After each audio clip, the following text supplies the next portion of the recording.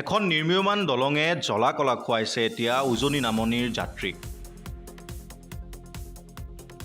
কলিয়াবৰৰ কুঠৰীৰ ৩৭ নং ৰাষ্ট্ৰীয় ঘাইপথৰ এখন নিৰ্মীয়মান দলং।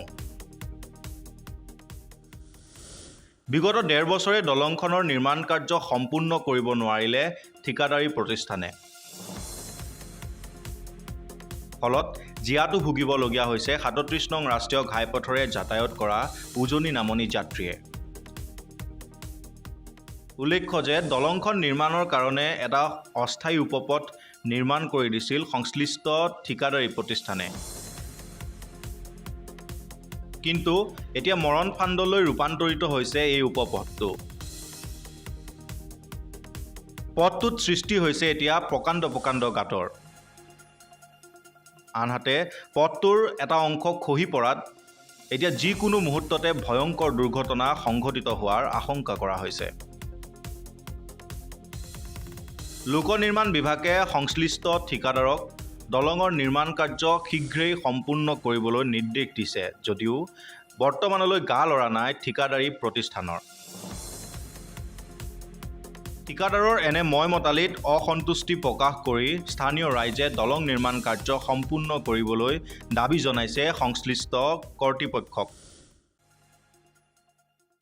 দলংখন বনোৱাৰ কাৰণে তাৰমানে এই চাবৱেটো বনাবলগীয়া হৈছে আৰু চাবৱেটো মানে এনেকুৱা কোনো যত্ন নলয়, কামটো হেমাহি কৰিছে। আজি মানে টেম্পৰাৰীকৈ যিটো ৰাস্তা বনাইছে সেইটোৱেতো এটা বহন ক্ষমতা থাকে, কিন্তু সেইটো উপযুক্তভাৱে ৰিপেয়াৰিঙো নকৰে, ফলত ডেইলি ২-৩টাকৈ এক্সিডেণ্ট হ'বলৈ লৈছে। আৰু এনেকুৱা এটা পৰিস্থিতি আছে যে বহুত ডাঙৰ ঘটনা ঘটিব তাৰমানে ইয়াত। আমি যোৱাকালি ৰাতি ২টা বজাত আহি পেলাই ৰাইজৰ মানুহে আহি পেলাই গাড়ী ইয়াত জাম আমি নাইকিয়া কৰিবলগীয়া, কোনো পুলিচ প্ৰশাসনৰ মানুহ নাই ইয়াত। খালি ৰাস্তাটো এনেকৈ গৈ সিহঁতি কাম কৰা ধান্দাৰে এনেকৈ গৈ পেলাই থৈ দিছে, কোনো ৰিপেয়াৰিং বা চোৱা চিতা কৰা নাই।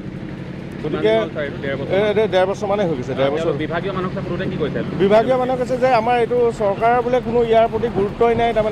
তাৰমানে দেখা গৈছে যে চৰকাৰৰ এই ক'ত ডাঙৰ ফ্লাইঅভাৰ বনাই পেলাই মানে ৱৰ্ল্ড ৰেকৰ্ড কৰিব পাৰি সেইবিলাকত গুৰুত্ব দিছে, কিন্তু আমাৰ সাধাৰণ ৰাইজে যে এটা দুৰ্বিবহ ভুগিবলগীয়া হৈছে। এম্বুলেঞ্চ বা অন্যান্য যাত্ৰীসকলে এইখিনি জেগা যাওঁতে বুঢ়াপাহাৰৰ পৰা বোকাখাটলৈকে এইখিনি জেগা মানে একদম যন্ত্ৰণাময় কৰি তুলিছে। আনকি বৰঞ্চ এতিয়া আমি কিমান বেছি পৰিমাণৰ টেক্স দিবলগীয়া হয়, আমাৰ নিজৰ গাড়ী ঘোঁৰাবিলাকৰ আমি বেছি পৰিমাণৰ টেক্স দিবলগীয়া হয়, বা চুলগেটৰ পৰা চৰকাৰে কৰহে সংগ্ৰহ কৰিছে, কিন্তু কৰ সংগ্ৰহ কৰি পেলাই ৰাইজৰ কাৰণে কোনো চিন্তা কৰা নাই। ঠিকাদাৰী প্ৰতিষ্ঠানটো হেমাহি ঠিকাদাৰী প্ৰতিষ্ঠান হেমাহি আচলতে এইবিলাক ঠিকাদাৰী প্ৰতিষ্ঠান কিজানি কিবা অঙহী বঙহী লোক চাই পেলাইহে তেনেকুৱা দিছে নেকি, মানে তেনেকুৱা অংক কৰি দিছে যে কাম নকৰিলেও যাতে তেওঁলোকক একো কৰিব নোৱাৰে, নিম্ন মানদণ্ডৰ কাম কৰি আছে তেওঁলোকে। Bureau' report, Kaliabor news.